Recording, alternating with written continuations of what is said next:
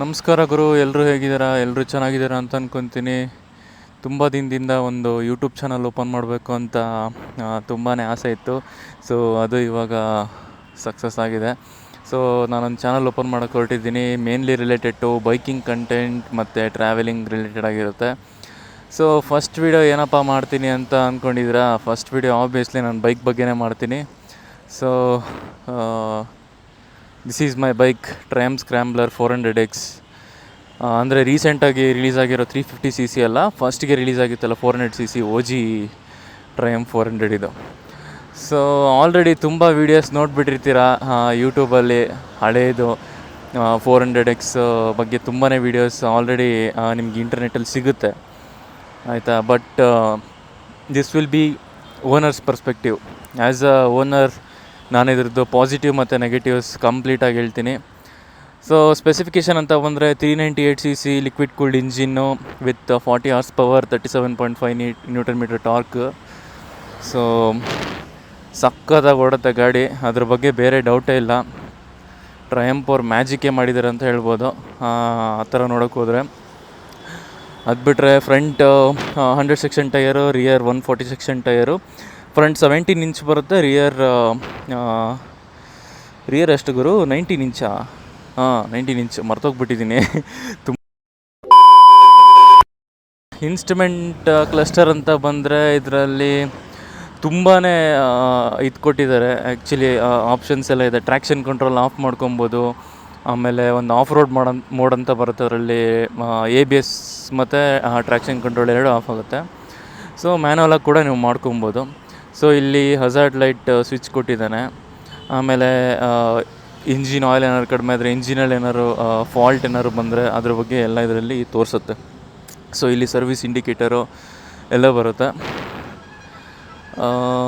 Next ಓಡೋ 2 trip ಬರುತ್ತೆ, trip 1 ಮತ್ತು ಟ್ರಿಪ್ 2 ಅಂತ 2 ಟ್ರಿಪ್ ಮೀಟರ್ಸ್ ಬರುತ್ತೆ. ಆಮೇಲೆ ಲೈವ್ ನೀವು ಓಡಿಸ್ತಾ ಇರುವಾಗಲೇ ಎಷ್ಟು ಮೈಲೇಜ್ ಕೊಡ್ಬೋದು ಬೇಸ್ಡ್ ಆನ್ ಯುವರ್ ಆ್ಯಕ್ಸಿಲರೇಷನ್ನು, ಆಮೇಲೆ ನಿಮ್ಮ ಬ್ರೇಕಿಂಗು, ಅದೆಲ್ಲ ಅದ್ರ ಮೇಲೆ ನಿಮ್ಮದು ಲೈವ್ ತೋರಿಸ್ತಾ ಇರುತ್ತೆ. ಓಕೆ, ನೆಕ್ಸ್ಟ್ ಅದು ಬಿಟ್ಟರೆ ಇವಾಗ ಕರೆಂಟು ನೋಡಿ, ಕರೆಂಟ್ 29 ಇದೆ ಮೈಲೇಜು. ಸೊ 29 ಮೈಲೇಜ್ ಕೊಟ್ಟಿದೆ, ಕರೆಂಟ್ ಮೈಲೇಜು ಅದನ್ನು ತೋರಿಸುತ್ತೆ. ಆಮೇಲೆ ಡಿಸ್ಟೆನ್ಸ್ ಟು MT, ಎಷ್ಟು ಕಿಲೋಮೀಟ್ರ್ ಹೋಗ್ಬೋದು ಗಾಡಿ, ಇನ್ನು 80 ಕಿಲೋಮೀಟ್ರ್ವರೆಗೂ ಹೋಗ್ಬೋದು ಅಂತ, ಆಯಿತಾ. ಅದು ಬಿಟ್ಟರೆ ಇಲ್ಲಿ ಟ್ರ್ಯಾಕ್ಷನ್ ಕಂಟ್ರೋಲ್ ಆನು ಆಫು ಮಾಡ್ಕೊಳಕ್ಕೆ ಆಪ್ಷನ್ ಇದೆ. ಅದು ಬಿಟ್ಟರೆ of road mode. So of road ಮಾಡಲು ಏನಾಗುತ್ತೆ ಅಂದರೆ ABS ಆಫ್ ಆಗುತ್ತೆ, ಅದೊಂದಿದೆ. ಬಿಟ್ಟರೆ ಇದು ಆಪ್ಷನ್ ಸೆಟ್ ಮಾಡೋಕ್ಕೆ ಆಗುತ್ತೆ. ಓಕೆ, ನೆಕ್ಸ್ಟ್ ಬಂದುಬಿಟ್ಟು ಬ್ರೇಕ್ಸ್ ಬಂದುಬಿಟ್ಟು ನಾನು ಜೆನ್ಯೂನಾಗಿ ಹೇಳ್ತೀನಿ, ಇನ್ನು ಮುಂದೆ ಇನ್ಡೆಪ್ತಾಗಿ ಹೇಳ್ತೀನಿ ಹೆಂಗಿದೆ ಫೀಡ್ಬ್ಯಾಕು ಏನು ಅಂತ ಹೇಳ್ಬಿಟ್ಟು. ಫ್ರಂಟು 320mm ಡಿಸ್ಕು, ಹಿಂದೆ 230mm ಡಿಸ್ಕು, 2 ABS ಬರುತ್ತೆ. ಸೊ ಚೆನ್ನಾಗಿದೆ. ಸೊ ಆ್ಯಂಡ್ ಸಸ್ಪೆನ್ಷನ್ ಬಂದುಬಿಟ್ಟು 43mm ಥಿಕ್ನೆಸ್ ಇರೋ suspension, 150mm travel both front ಮತ್ತು ರಿಯರ್. ಇನ್ನೊಂದು ಏನು ಮಿಸ್ಸಿಂಗ್ ಅಂದರೆ ಇದರಲ್ಲಿ ಪ್ರೀಲೋಡ್ ಅಡ್ಜಸ್ಟರ್ ಅದೆಲ್ಲ ಕೊಡಬೇಕಿತ್ತು, ಅವಾಗ ಇನ್ನೂ ಚೆನ್ನಾಗಿರ್ತಿತ್ತು. ಬಟ್ ಹಿಂದೆ ಸಸ್ಪೆನ್ಷನಲ್ಲಿ ಮಾಡ್ಕೊಬೋದು, ಅಡ್ಜಸ್ಟಬಲ್ ಇದೆ, ಆಯಿತಾ. ಸೊ ನೆಕ್ಸ್ಟ್ ಬಂದುಬಿಟ್ಟು ಎಕ್ಸಾಸ್ಟು, ಒಂಥರ ಬ್ಯೂಟಿಫುಲ್ ಸೌಂಡ್ ಗುರು ಟ್ರಯಂಫ್ದು. ನಿಜವಾಗ್ಲೂ ಹೇಳ್ಬೇಕಂದ್ರೆ ಬ್ಯೂಟಿಫುಲ್ ಸೌಂಡು ಈ ಎಕ್ಸಾಸ್ಟ್. ಗಾಡಿ ಸ್ವಲ್ಪ ಕೊಳೆ ಆಗಿದೆ, ಅಡ್ಜಸ್ಟ್ ಮಾಡ್ಕೊಳ್ಳಿ. ಮೊನ್ನೆ ತಾನೇ ತೊಳಿಸಿದ್ದೆ, ನೆನ್ನೆ ನೋಡಿದ್ರೆ ಮಳೆ ಬಂದೆಲ್ಲ ಕೊಚ್ಚೆ ಹಾರ್ಬಿಟ್ಟಿದೆ. So beautiful sound. ಗಾಡಿ ಬಗ್ಗೆ ಹೇಳಬೇಕು ಅಂದರೆ ಫಿಟ್ ಆ್ಯಂಡ್ ಫಿನಿಶು ಅದು ಎಲ್ಲ, ಅದ್ರ ಬಗ್ಗೆ ಬೇರೆ ಮಾತೇ ಇಲ್ಲ. ಸಖತ್ತಾಗಿ ಡಿಸೈನ್ ಮಾಡಿದ್ದಾನೆ ಟ್ರಯಂಫ್ ಅವನು. ಸೊ ಎಲ್ಲೂ ನಿಮಗೊಂದು ಗ್ಯಾಪ್ ಅನ್ನೋದಾಗಲಿ, ಆಮೇಲೆ ಆ ವೈರಿಂಗ್ ಪಾರ್ಟ್ ಆದರೂ ಅಷ್ಟೇ ಎಷ್ಟು ನೀಟಾಗಿ ಅಲೈನ್ ಮಾಡಿಬಿಟ್ಟು ಜಾಯಿನ್ ಮಾಡಿದ್ದೇನೆ. ಎಲ್ಲೂ ನಿಮಗೆ ವೈಬ್ರೇಷನ್ ಅನ್ನೋದಾಗಲಿ ಏನೂ ನಿಮಗೆ ಸಿಗಲ್ಲ. ಆ್ಯಕ್ಚುಲಿ ವೈಬ್ರೇಷನ್ ಅನ್ನೋದೇ ಇಲ್ಲ, ಆ್ಯಕ್ಚುಲಿ ಝೀರೋ ವೈಬ್ರೇಷನ್ ನನಗೆ ಅನಿಸಿದ ಪ್ರಕಾರ ಆ್ಯಸ್ ಅ ಯೂಸರ್, ಆಯಿತಾ. ಫಸ್ಟು ನನ್ನ ಹತ್ರ R15 V3 ಇತ್ತು. ಸೊ ಆ ಗಾಡಿಯಿಂದ ಈ ಗಾಡಿಗೆ ಬಂದಾಗ ಒಂದು ಮೇಜರ್ ನಿಮ್ಗೆ ಡಿಫ್ರೆನ್ಸ್ ಅನ್ಸೋದು ಏನಂದರೆ ಮೈಲೇಜ್ ಒಂದು ಸ್ವಲ್ಪ ಹೊಡೆತ ಬೀಳುತ್ತೆ. ಯಾಕಂದರೆ R15 ನಿಮಗೆ 40+, 45, 50 ಎಲ್ಲ ಎತ್ಬಿಟ್ಟಿದ್ದೀನಿ ಅದ್ರಲ್ಲಿ ಮೈಲೇಜ್. ಬಟ್ ಇದರಲ್ಲಿ ಆ್ಯಸ್ ಎ ಸಿ 29 ಆ್ಯಕ್ಚುಲಿ ನನಗೆ ಈ ಮಂತೆ ಕೊಟ್ಟಿರೋದು. ಸ್ವಲ್ಪ ಲಾಂಗ್ ಡ್ರೈವ್ ಎಲ್ಲ ಹೋಗಿ ಬಂದಿದ್ವಿ ನಾನು ನಮ್ಮ ಫ್ರೆಂಡ್ಸು. ಸೊ 29 ಈ ಮಂತೆ ನನಗೆ ಕೊಟ್ಟಿರೋದು. ಪ್ರೀವಿಯಸ್ಲೆಲ್ಲ 20 to 25 ಎಲ್ಲ ಕೊಟ್ಟಿದೆ. ಸೊ ಈ ಬೈಕ್ದು ಪಾಸಿಟಿವ್ ಬಗ್ಗೆ ಮಾತಾಡೋದು ಅಂದರೆ ಮೇಯ್ನಾಗಿ ಪವರು ಸಿಕ್ಕಾಪಟ್ಟೆ ಚೆನ್ನಾಗಿದೆ. ಸ್ಮೂತ್ ಗಾಡಿ, ಎಲ್ಲೂ ನಿಮಗೆ ಒಂಚೂರು ವೈಬ್ರೇಷನ್ ಅನ್ನೋದಾಗಲಿ ಲ್ಯಾಗ್ ಅನ್ನೋದಾಗಲಿ ಏನೂ ಇರೋಲ್ಲ. ಸೊ ಸಿಕ್ಕಾಪಟ್ಟೆ ಸ್ಮೂತಾಗಿ ರನ್ ಆಗುತ್ತೆ. ಪವರ್ ಆಮೇಲೆ ಟಾರ್ಕಿ ಮಷಿನ್ ಗುರು ಇದು. ಟಾರ್ಕ್ನ ಪ್ರಾಪರಾಗಿ ಡೆಲಿವರ್ ಮಾಡಿದ್ದಾರೆ. ಪ್ರತಿಯೊಂದು ಗೇರಲ್ಲೂ ನಿಮಗೆ ಟಾರ್ಕ್ ಫೀಲ್ ಆಗುತ್ತೆ. ಓಕೆನಾ. ಸೊ ಸ್ವಲ್ಪ ಸಪೋಸ್ ನೀವೊಂದು 80 ಕಿಲೋಮೀಟ್ರಲ್ಲಿ ಕ್ರೂಸ್ ಮಾಡ್ತಾ ಇರ್ತೀರ ಅಂತ ಅಂದ್ಕೊಳ್ಳಿ, ಓವರ್ಟೇಕ್ ಮಾಡಬೇಕು. ಸೊ ನೀವು ಗೇರ್ ಚೇಂಜ್ ಮಾಡೋ ಅವಶ್ಯಕತೆನೇ ಇರೋಲ್ಲ. ಆ್ಯಕ್ಸಿಲೇಟ್ರ್ ಕೊಟ್ಟರೆ ಎಳ್ಕೊಂಡು ಹೋಗ್ತಾ ಇರೋದು 120 140 ಅಂತ. ಸೊ ಟಾಪ್ ಸ್ಪೀಡು ನಾನು ಟಚ್ ಮಾಡಿರೋ ಪ್ರಕಾರ 170ವರೆಗೂ ಹೋಗುತ್ತೆ. ಇನ್ನು ಡಿಜಿಟಲ್ ಕೊಟ್ಟಿದ್ರೆ ಇನ್ನೂ ಏನಾದ್ರು ಹೋಗ್ತಿತ್ತೇನೋ. ಬಟ್ ಇವಾಗ ಅಲ್ಲಿ ಈ ಮೀಟ್ರ್ ಬೋರ್ಡಲ್ಲಿ ನಮಗೆ 170ವರೆಗೂ ತೋರಿಸುತ್ತೆ. ಆಯಿತಾ. ಸೊ ಸ್ಪೀಡು ಪವರ್ ಬಗ್ಗೆ ಬೇರೆ ಮಾತೇ ಇಲ್ಲ. ಆಮೇಲೆ ಕಂಫರ್ಟು ಕೂಡ ಅಷ್ಟೇ ತುಂಬಾ ಚೆನ್ನಾಗಿದೆ. ಸೀಟು ಇನ್ನೊಂದು ಸ್ವಲ್ಪ ಕುಷನ್ಸ್ ಎಲ್ಲ ಚೆನ್ನಾಗಿರಬಹುದಿತ್ತು ಅಂತ ನನಗನ್ಸುತ್ತೆ. ಆಯಿತಾ. ಸೊ ಬಟ್ ನೀವು ಒಂದು 200 ಕಿಲೋಮೀಟ್ರ್ ಹೋಗೋಕ್ಕೆ ಬೆಸ್ಟ್ ಇದೆ. ಬಟ್ ತುಂಬ ಲಾಂಗ್ ಎಲ್ಲ ಹೊಡಿತೀರಾ ಅಂತ ಹೇಳಿದ್ರೆ ಸ್ವಲ್ಪ ಇನ್ನೂ ಕಂಫರ್ಟಾಗಿ ಇರ್ಬೋದಿತ್ತು ಅಂತ. ಏನು ಗುರು ಸಡನ್ನಾಗಿ ಟ್ರಾಫಿಕ್ ಜಾಸ್ತಿ ಆಗಿಬಿಡ್ತು. ಓಕೆ, ಕಂಟಿನ್ಯೂ ಮಾಡೋಣ. ಹಿಂದೆ ಸೀಟು ಒಳ್ಳೆ ವಿಕ್ಸ್ ಚಾಕ್ಲೇಟ್ ಥರ ಚಿಕ್ಕದಾಗಿದೆ. ನನ್ನ R15 ಹಿಂದೆ ಸೀಟಿಗೆ ಕಂಪೇರ್ ಮಾಡಿದ್ರೆ ಸ್ವಲ್ಪ ವೈಡಾಗಿದೆ ಅಷ್ಟೇ. ತುಂಬ ಏನು ಡಿಫ್ರೆನ್ಸ್ ಇಲ್ಲ, ಮೇಜರ್ ಡಿಫ್ರೆನ್ಸ್ ಇಲ್ಲ. ಸೊ ಹಿಂದೆ ಇನ್ನೂ ಒಂದು ಸ್ವಲ್ಪ ಲಾಂಗ್ ಕೊಡ್ಬೋದಿತ್ತೇನಪ್ಪ, ಆಮೇಲೆ ಸ್ವಲ್ಪ ವೈಡ್ ಕೊಡ್ಬೋದಿತ್ತು ಅಂತ ನನಗನ್ಸುತ್ತೆ. ಆಯಿತಾ. Negatives follow brakes. Organic brake pads ಕೊಟ್ಟಿದ್ದ ಸ್ಟಾರ್ಟಿಂಗು. ನಾನಿವಾಗ ಬಂದುಬಿಟ್ಟು ವೆಸ್ರಾದವ್ರದ್ದು ಇದು ಹಾಕ್ಸಿದ್ದೀನಿ. ವೆಸ್ರಾದು ಸೆರಾಮಿಕ್ ಪ್ಯಾಡ್ಸ್ ಅಂತ ಬರುತ್ತೆ. ವೆಸ್ರಾ ಅಂತ ಒಂದು ಬ್ರ್ಯಾಂಡ್ ಇದೆ, ಅದ್ರದ್ದು ಹಾಕ್ಸಿದ್ದೀನಿ. ಯಾಕಂದರೆ R15 ಫಸ್ಟಿಗೆ ಅದನ್ನೇ ಯೂಸ್ ಮಾಡಿದ್ದೆ ನಾನು, ವೆಸ್ರಾ. ಅದಕ್ಕೆ ಚೆನ್ನಾಗಿತ್ತು. ಇದು ಯೂಸ್ ಮಾಡ್ತಾಯಿದ್ದೀನಿ ಇವಾಗ. ಹಾಕ್ಸಿ 1 ಮಂತ್ ಹಾಗೆ ಆಯಿತು. ಚೆನ್ನಾಗಿ ಬರಬಹುದು ಅಲ್ಲ, ಬರ್ತಾಯಿದೆ. ಆ್ಯಕ್ಚುಲಿ ಚೆನ್ನಾಗಿ ಬರ್ತಾಯಿದೆ. ಸಾರಿ, ಮೊದಲು ಸರಿಯಾಗಿ ಮಾತಾಡೋದು ಕಲಿ. ಚೆನ್ನಾಗಿದೆ ಬೈಟೆಲ್ಲ. ಬಟ್ ಏನಂದರೆ ಈ ಸೆರಾಮಿಕ್ ಪ್ಯಾಡ್ಸಲ್ಲಿ ಸ್ವಲ್ಪ ನಾಯ್ಸ್ ಇದೆ ಗುರು.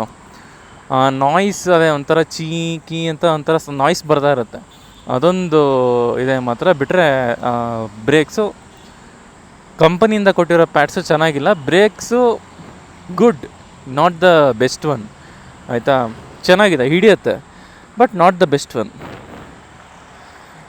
ನೆಕ್ಸ್ಟ್ ಬಂದುಬಿಟ್ಟು ಅದೇ ಹೇಳಿದ್ನಲ್ಲ, ನೀವೇನಾದ್ರು ಒಂದು 150cc 200cc ಸೆಗ್ಮೆಂಟಿಂದ ಏನಾದ್ರು ಬಂದರೆ ಸಡನ್ ನಿಮಗೆ ಮೈಲೇಜ್ ತುಂಬಾ ಡಿಫ್ರೆನ್ಸ್ ಅನಿಸುತ್ತೆ.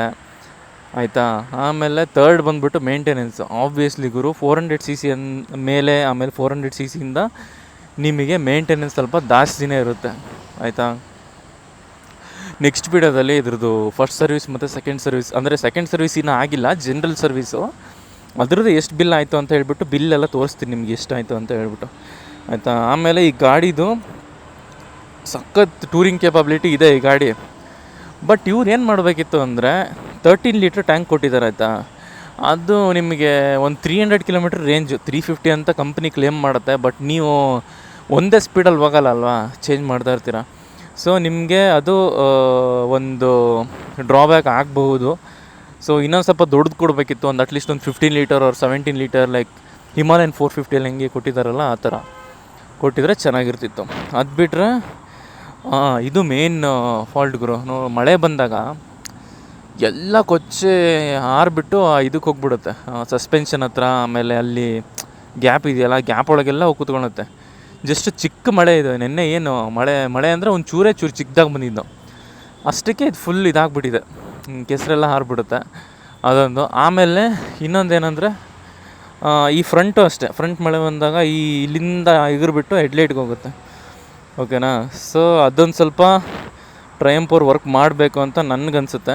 ಅದು ಬಿಟ್ಟರೆ ನೆಕ್ಸ್ಟು ಲೈಟ್ಸ್ ವರ್ಸ್ಟು ಗುರು, ವರ್ಸ್ಟ್ ಲೈಟ್ ಸೇವರ್. ನಾನು ಈ ಬೈಕ್ ಓಡಿಸಿರೋ ಇದರಲ್ಲೇ ವರ್ಸ್ಟ್ ಲೈಟ್ಸ್ ಅಂದರೆ ಇದೇ ಗಾಡಿದು. ಆಯಿತಾ. ನಾನು R15 ಒಂದು ಸ್ವಲ್ಪ ಚಿಕ್ಕದಾಗಿ ದಾರಿ ದೀಪ ಬಂದಂಗೆ ಬರ್ತಿತ್ತು. ಬಟ್ ಇದರಲ್ಲಿ ಅದು ಬರಲ್ಲ, ಮೊಬೈಲ್ ಟಾರ್ಚ್ಗಿಂತ ಕೆಟ್ಟದಾಗಿದೆ.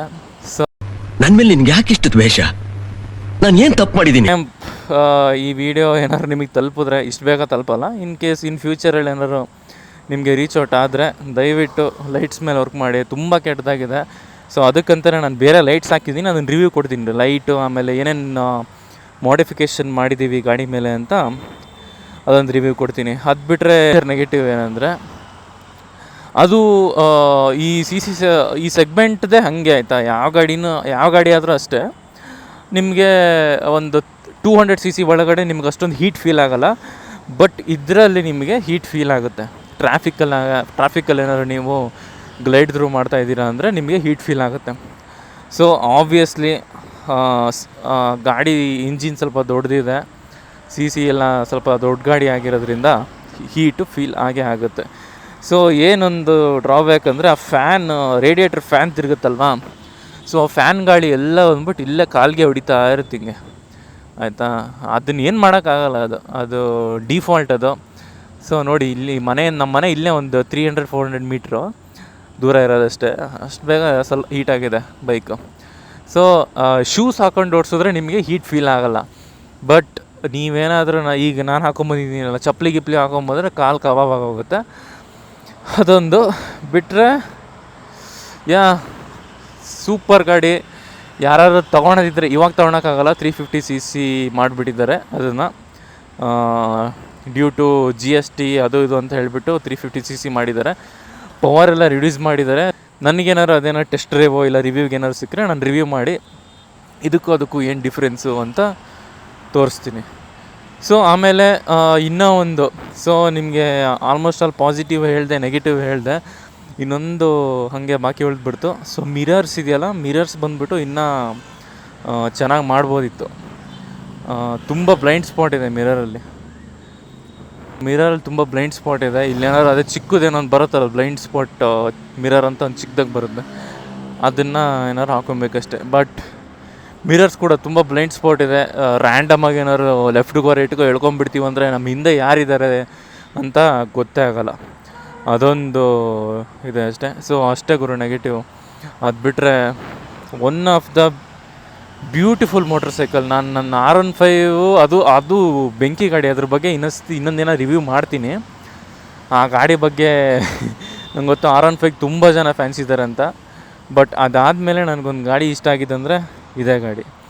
ಸೊ ಇದು ನಾನು ತಗೊಳ್ಳುವಾಗ ನಂಗೆ ಆನ್ ರೋಡು 3,63,62 ಅವಾಗ GSTಕ್ಕಿಂತ ಹಿಂದೆ, ಈಗ ರೀಸೆಂಟಾಗಿ ತೊಗೊಂಡಿದ್ದಲ್ಲ ಅಷ್ಟಾಯಿತು. ಇದು ಕಾಂಪಿಟೇಟರ್ ಬಂದುಬಿಟ್ಟು ರಾಯಲ್ ಎನ್ಫೀಲ್ಡ್ ಸ್ಕ್ರ್ಯಾಮ್ 440, ಅದೇ ಕಾಂಪಿಟೇಟರು. ಸೊ ನಾನು ಇದಕ್ಕೆ ಸ್ವಲ್ಪ ಟಾಪ್ ಬಾಕ್ಸು ಅದೆಲ್ಲ ಹಾಕ್ಸಿದ್ದೀವಿ, ಟಾಪ್ ಬಾಕ್ಸು ಲೈಟ್ಸು ಅದೆಲ್ಲ ಹಾಕ್ಸಿದ್ದೀವಿ. ಇದ್ರ ಬಗ್ಗೆ ಎಲ್ಲ ರಿವ್ಯೂ ಕೊಡ್ತೀನಿ, ಚೆನ್ನಾಗಿದೆಯಾ, ಹಾಕ್ಸ್ಬೋದಾ ಏನು ಅಂತೆಲ್ಲ ಹೇಳ್ಬಿಟ್ಟು. ಸೊ ಈ ವಿಡಿಯೋದಲ್ಲಿ ಇಷ್ಟೇ. ಅದಕ್ಕಿಂತ ಮುಂಚೆ ಏನಂದರೆ, ನಾನು ಆಲ್ರೆಡಿ ಒಂದು 2-3 ವೀಡಿಯೋ ರೆಕಾರ್ಡ್ ಮಾಡಿದ್ದೀನಿ. ಕೆಲವೊಂದು ಬಂದುಬಿಟ್ಟು ಮಿಡ್ಲಲ್ಲಿ ಅಂತೀನಿ, ಲಾಸ್ಟಲ್ಲಿ ಸ್ವಲ್ಪ ಕಟ್ಟಾಗಿಬಿಟ್ಟಿದೆ ವೀಡಿಯೋಸು. ಸೊ ಅಡ್ಜಸ್ಟ್ ಮಾಡ್ಕೊಳ್ಳಿ. ಬಟ್ ಅಪ್ಕಮಿಂಗ್ ಒಂದು ಬೈಕ್ದು ರಿವ್ಯೂ ಮಾಡ್ತೀವಿ. ಆ ಬೈಕ್ ಯಾವುದು ಅಂದರೆ 300 cc ಸೆಗ್ಮೆಂಟಲ್ಲಿ ಬರುತ್ತೆ. ತುಂಬ ಮೋಸ್ಟ್ ಅವೈಟೆಡ್ ಬೈಕ್ ಅದು, ಸಿಕ್ಕಾಪಟ್ಟೆ ಫೇಮಸ್ ಆಯಿತು ರೀಸೆಂಟಾಗಿ. ಸೊ ಅದ್ರ ಬಗ್ಗೆ ಒಂದು ರಿವ್ಯೂ ಕೊಡ್ತೀವಿ. ಆಮೇಲೆ ಅಂದಾಗೆ ನಾನು ನನ್ನ ಗಾಡಿದು ಹೆಸರು ಹೇಳಲಿಲ್ಲಲ್ಲ. So this is Max.